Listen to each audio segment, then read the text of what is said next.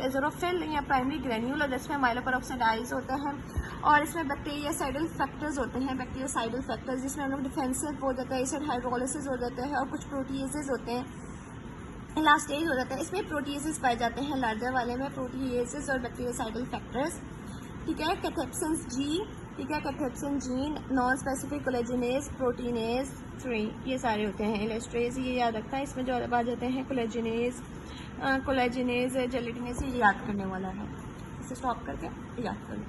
अब जो ये दोनों वो टाइप के जो है ना सेकेंडरी और जो प्राइमरी ग्रेन्यूल्स हैं, इसमें जो है ना ये एक्सोसाइटोसिस होती है, डीग्रेन्युलेशन हो रही होती है, जिसकी वजह से जो ग्रेन्यूल का कंटेंट्स है वो बाहर की तरफ रीजन्स में जो है ना डीग्रेन्युलेशन होती है। ये हम लोगों ने जो दोनों पढ़े हैं ना, ठीक है।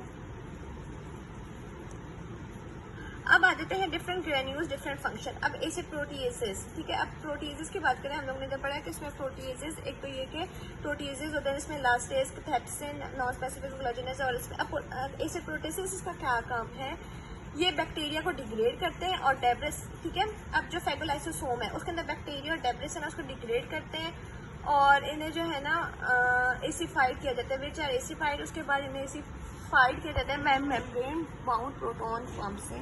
इनको बाद में एसिड प्रोटीएजेस, पहले जो फेगोलाइसोसोम के अंदर डेब्रिस और मैक्रोफेजेस को जो है ना वो डिग्रेड कर रहे होते हैं, उसके बाद इनके एसिफाई किया जाता है मेम्ब्रेन बाउंड प्रोटॉन फॉर्म से। उसके बाद दूसरा आ जाते हैं न्यूट्रल प्रोटीएजेस।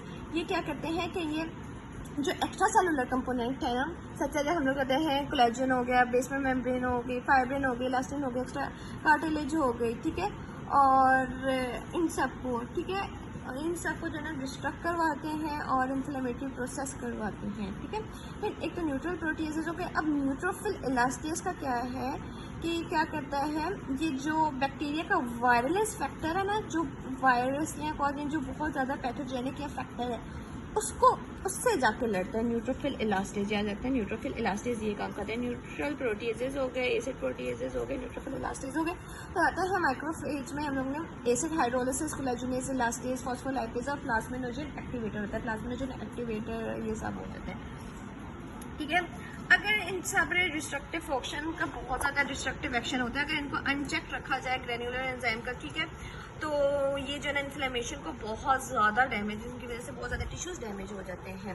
अब ये जो हार्मफुल प्रोटीएजेस हमने पढ़ी हैं, एसिड प्रोटीएजेस, न्यूट्रोफिल इलास्टेज और न्यूट्रल प्रोटीएज, ठीक है, और दूसरा मैक्रोफिल। अब ये जो हार्मफुल प्रोटीएजेस है, ठीक है, इन्हें जो है ना एंटी प्रोटीएजेस, अब पहले हम लोग ने पढ़ा था कि एंटी, इसमें जो है ना वो प्रोटेक्शन थी तो वो कंट्रोल कर रही थी, जिसमें हम लोग ने बाकी ये पढ़ी थी, ठीक है, सुपर ऑक्साइड, डिस्म्यूटेज और ये सारी, ठीक है। इसी तरह एंटी प्रोटीएजेस होती हैं सीरम और टिश्यू फ्लूइड में, और सबसे important anti proteases alpha 1 antitrypsin है। अल्फा 1 एंटीट्रिप्सिन हम लोगों ने उसमें क्या पढ़ी थी, एंटीऑक्सीडेंट्स पढ़े थे, वो 3 ऑक्सीडेंट्स थे। एंटीऑक्सीडेंट थी एंटी प्रोटीएजेस है, जिसमें आती है अल्फा 1 एंटीट्रिप्सिन, ठीक है, जो कि इनहिबिटर है न्यूट्रोफिल इलास्टेज की। न्यूट्रोफिल इलास्टेज क्या काम कर रहा था, जो एक्स्ट्रा सेलुलर कंपोनेंट थे, नहीं, ये जो है ना फैगोसाइटिक मटेरियल को, ठीक है, ये वायरलनेस जो फैक्टर है मटेरियल को डिग्रेड कर रहा होता था, तो इसका जो है ना वो इनहिबिटर होता है। Alpha 1 antitrypsin is inhibitor of neutrophil elastase, ये इंपॉर्टेंट है, अल्फा 1 एंटीट्रिप्सिन।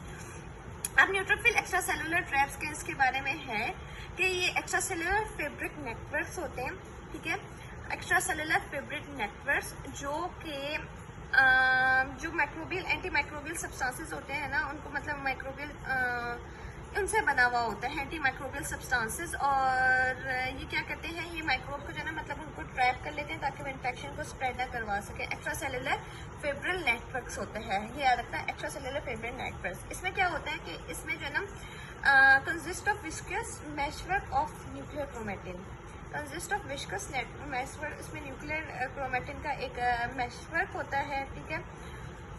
अब और इसकी बात करते हैं कि अब नेट की जो फॉर्मेशन है न्यूट्रोफिल एक्स्ट्रा सेलुलर ट्रैप की फॉर्मेशन में क्या होता है कि जो न्यूक्लियाई है ना न्यूट्रोफिल्स के, वो लॉस हो जाते हैं, न्यूट्रोफिल्स के न्यूक्लियाई लॉस हो जाते हैं, जिसकी वजह से सेल्स की डेथ हो जाती है, जिसे हम लोग नेटोसिस भी बोलते हैं। इस वाले केसेस में जो नेट है ना वो ब्लड में सेप्सिस के दौरान, मतलब इन्फेक्शन वगैरह सेप्सिस के देख लेना, तो वो उसके दौरान में जो है ना ब्लड में ये डिटेक्ट हो जाते हैं। अब जो न्यूक्लियर क्रोमेटिन है ना NAT में, और उसमें जो है ना include histones and associated DNA, ये पढ़ लेना, ये सारा पढ़ लेना, ओके।